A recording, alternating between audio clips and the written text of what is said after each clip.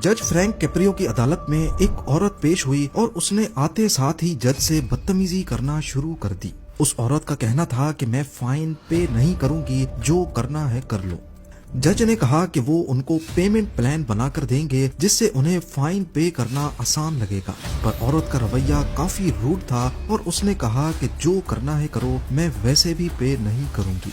जज Frank Caprio, जिनको दुनिया हमदर्दी और रहम दिली की वजह से जानती है, उनको कोर्ट रूम में पहली बार गुस्सा आ गया। ये कोर्ट प्रोसीडिंग कहीं पब्लिश तो नहीं हुई, पर फ्रैंक कैप्रियो ने इसके बारे में अपनी बुक में जिक्र जरूर किया है। और उसके बाद जो हुआ, उसने फ्रैंक कैप्रियो की जिंदगी को हमेशा हमेशा के लिए बदल दिया। किसने सोचा था एक बच्चा जो स्कूल जाने के साथ साथ लोगों के जूते पॉलिश करता है, एक दिन वर्ल्ड्स नाइसेस्ट जज का लक़ब पाएगा। फ्रैंक कैप्रियो की कोर्ट रूलिंग्स देखकर अंदाजा लगाना काफी मुश्किल है कि इस मुस्कुराते चेहरे, रहम दिली और हमदर्दी के पीछे छुपे कितने गहरे जख्म हैं। फ्रैंक कैप्रियो रोड आइलैंड के शहर प्रोविडेंस के म्यूनिसिपल कोर्ट के चीफ जज थे। 1985 से 2023 तक लगातार 38 इयर्स उन्होंने इस ओहदे पर इंसाफ का फर्ज अदा किया। उनकी पहचान एक reality TV show caught in Providence से बनी। उनके कोर्ट में ट्रैफिक वायोलेशन से रिलेटेड केसेस आया करते थे, गलत पार्किंग करने पर, ओवर स्पीडिंग या फिर सिग्नल तोड़ने पर। लेकिन फ्रैंक कैप्रियो ने तमाम केसेस को हमेशा मुल्जिमान से मजाक करते, मुस्कुराते और उनको फाइन में छूट देकर सुलझाने की कोशिश की। कभी वो डिफेंडेंट्स के साथ आए बच्चों से रूलिंग्स दिलवाते और कोर्ट रूम में मजाहिया माहौल बन जाता, तो कभी खुद मुल्जिमान को गले लगाकर उनके दुख दर्द को बांटने की कोशिश करते। एक दिन उनकी अदालत में 96 इयर्स के एक बुजुर्ग आए जिन पर स्कूल जोन में ओवर स्पीडिंग का इल्जाम था। जब जज ने उनसे पूछा कि आपने ओवर स्पीडिंग क्यों की, तो बुजुर्ग की आंखें नम हो गईं। उन्होंने कहा कि वो अपने 63 इयर्स के बेटे को हॉस्पिटल लेके जा रहे थे क्योंकि उसे ब्लड कैंसर है। फ्रैंक कैप्रियो ने टाइम जाया किए बगैर बुजुर्ग को विश किया और बिना फाइन लगाए केस डिसमिस कर दिया। इनका ये खुश मिजाज रवैया सिर्फ अमेरिका में ही नहीं बल्कि पूरी दुनिया में अप्रिशिएट किया गया। यहाँ तक कि दूसरी कंट्रीज के जजेस ने फ्रैंक कैप्रियो को अपना आइडियल भी तस्लीम किया है। पर इस हंसते मुस्कुराते चेहरे के पीछे एक दर्द भरी कहानी है जिसने उन्हें इस मकाम तक पहुंचाया जिसका उन्हें कभी अंदाजा भी नहीं था।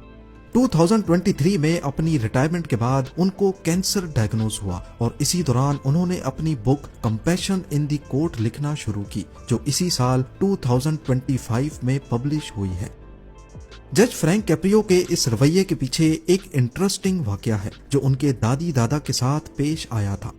उनके दादी दादा बिल्कुल अनपढ़ थे जब वो इटली से माइग्रेट करके प्रोविडेंस सिटी में आए थे।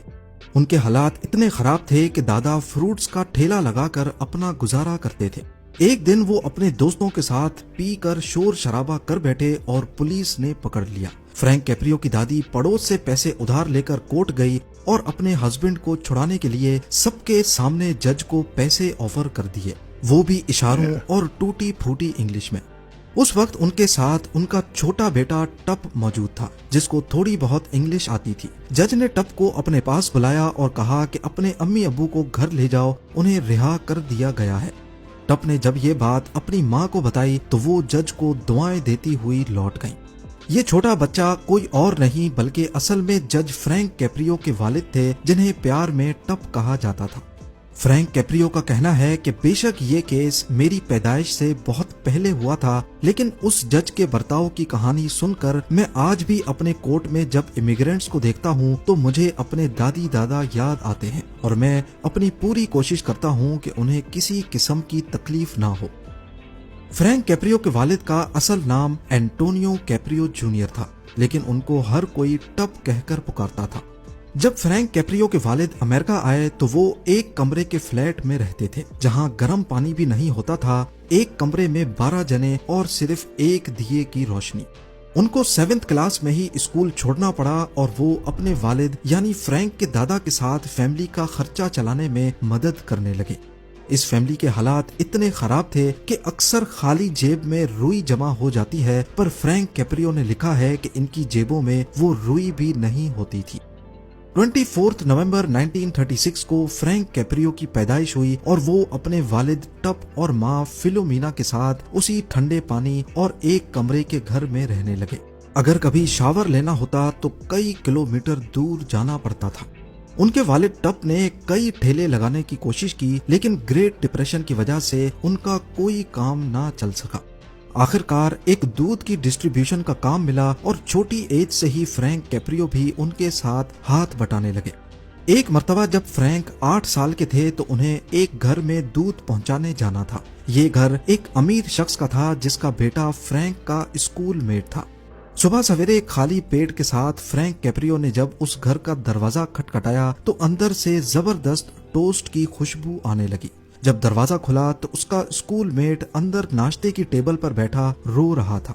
फ्रैंक को लगा कि शायद वो उसे नाश्ते पर अंदर बुलाएगा, पर उल्टा उस वक्त वो अपने बाप से डांट खा रहा था। उसके बाप ने अपने रोते हुए बेटे को फ्रैंक की तरफ इशारा करते हुए बोला कि शुक्र करो तुम नसीब वाले हो, नहीं तो इस लड़के की तरह बर्फ में दूध उठा रहे होते। नन्हे फ्रैंक कैप्रियो को ये बात इतनी बुरी लगी कि 80 सालों के बाद उन्होंने इसको अपनी बुक में हूबहू लिखा है। पर एक बात थी कि फ्रैंक कैप्रियो ने बचपन बेशक बहुत मुश्किल हालात में गुजारा, लेकिन वो अपनी इस जिंदगी से बहुत खुश थे क्योंकि उन्हें तरबियत ही ऐसी मिली थी। हालात इतने खराब थे कि सर्दियों की रात में उनके पास ऊपर ओढ़ने के लिए ब्लैंकेट भी नहीं होता था। दूध वाली कंपनी सिर्फ एक ही ब्लैंकेट देती थी और वो दूध पर डाला जाता था ताकि वो फ्रीज ना हो जाए। रात को वही ब्लैंकेट फ्रैंक कैप्रियो और उनका भाई आपस में शेयर करते थे। अब क्योंकि उस ब्लैंकेट पे दूध की क्रीम लगी होती थी तो रोजाना चूहा आता था उस क्रीम को खाने के लिए और फ्रैंक कैप्रियो को बहुत डर लगता था। 16 साल की उम्र में एक दिन फ्रैंक कैप्रियो के वालिद ने उनके कंधे पर हाथ रखा और कहा कि तुम एक दिन लॉयर बनोगे, लेकिन मेरी बात याद रखना कि गरीबों से फीस नहीं लेना। उस वक्त फ्रैंक हाई स्कूल में पढ़ते थे और गुजारा करने के लिए पार्ट टाइम में बहुत सारे काम करते थे।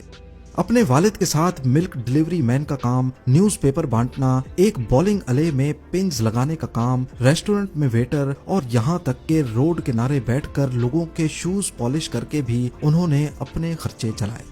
हाई स्कूल के बाद उनको प्रोविडेंस के ही एक कॉलेज में एडमिशन मिल गया। उस दौर में गरीब खानदान के लिए कॉलेज तक पहुंच जाना भी बहुत बड़ी बात होती थी। उनके 45 कजन्स में से फ्रैंक कैप्रियो दूसरे थे जो कॉलेज तक पहुंचे थे। कॉलेज के आखिरी साल में उन्होंने बॉस्टन लॉ यूनिवर्सिटी में अप्लाई किया जो कि उनका सपना था, लेकिन इस यूनिवर्सिटी में पढ़ने का मतलब था कि उनको अपनी सारी पार्ट टाइम जॉब्स छोड़नी पड़ेंगी और अगर ऐसा करना पड़ा तो फिर गुजारा कैसे होगा। उनका उस यूनिवर्सिटी में एडमिशन भी हो गया, लेकिन फ्रैंक अच्छी तरह जानते थे कि उनके माँ बाप इस यूनिवर्सिटी का खर्चा नहीं उठा पाएंगे।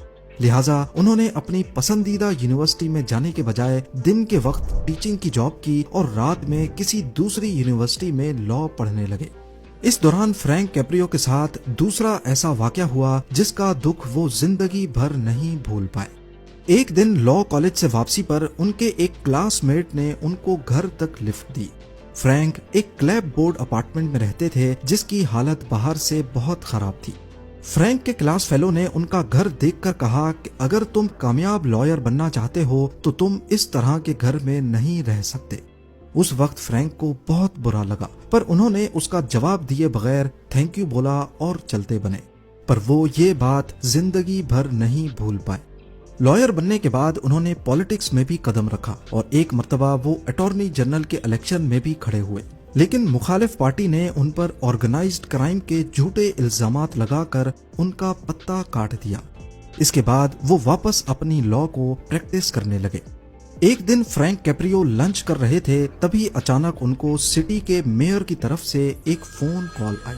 उन्होंने फ्रैंक को बताया कि प्रोविडेंस के 3 म्युनिसिपल कोर्ट जजेस में से एक का ट्रांसफर हो गया है और अब एक सीट खाली हो गई है। फ्रैंक को समझ नहीं आया कि मेयर ये बात इस वक्त उन्हें क्यों बता रहे हैं, जिस पर मेयर ने कहा कि मुझे लगता है कि इस पोस्ट के लिए आप बिल्कुल परफेक्ट रहेंगे। फ्रैंक ने इससे ज्यादा खुशी का लम्हा पहले कभी नहीं देखा था। ये सिर्फ फ्रैंक के लिए ही नहीं बल्कि उनके माँ बाप दोनों के लिए एक प्राउड मोमेंट था। فرینک کیپریو ریسلنگ کے چیمپئن بھی رہ چکے تھے اور جب بھی ان کا میچ ہوتا تو ان کے والد ٹپ ہمیشہ ان کا میچ دیکھنے موجود ہوتے تھے۔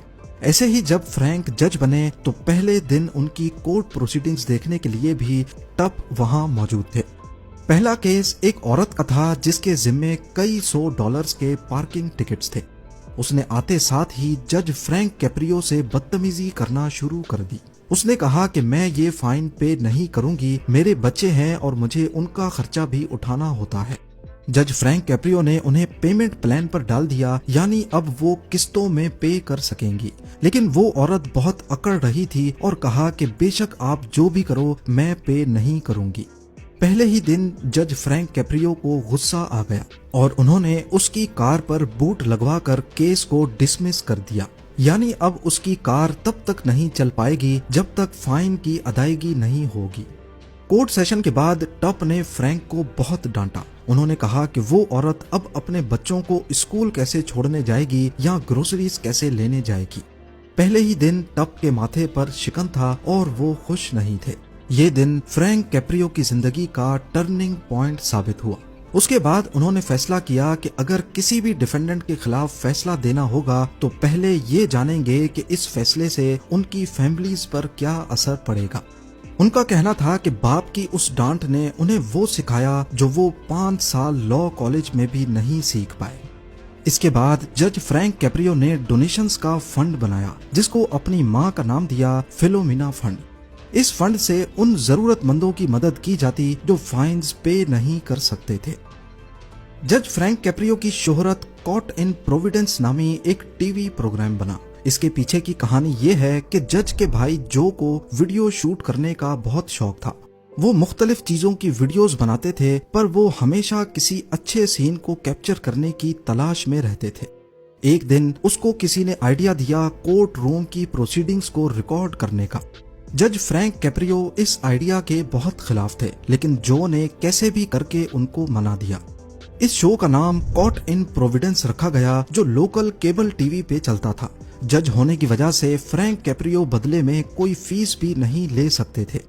پہلے یہ شو صرف لوکل ٹی وی پہ چلتا تھا، لیکن سوشل میڈیا آنے کے بعد اس کی کاپیز انٹرنیٹ پر بھی اپلوڈ ہوئیں اور اب ان پروسیڈنگز کو پوری دنیا میں دیکھا جانے لگا۔ اس طرح جج کیپریو اپنی رحم دلی اور ہمدردی سے نہ صرف پروویڈنس کے لوگوں میں بلکہ پوری دنیا کے لیے نائسسٹ جج کے روپ میں مشہور ہو گئے۔